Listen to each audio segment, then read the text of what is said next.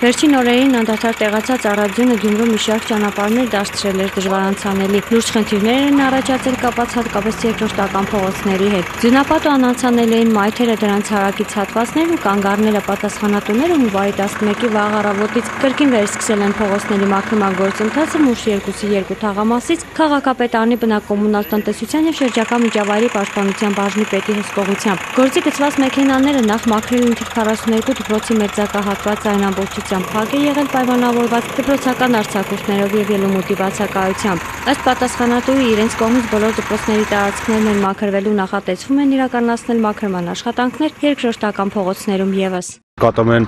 լրացուցիչ աշխատանքներ մաքրման, կոնկրետ այս դեպքում աղբի այս արկղերը հեռացնելու համար ճանապարհ են բացում, որպեսզի աղբատար մեքենաները կարողանան մոտենալ։ Վիճակը քաղաքի կենտրոնում շատ ավելի լավ է, քան թե այստեղ է, բայց այստեղ էլ նորմալ վիճակ է, հանգիստ երթևեկում են եւ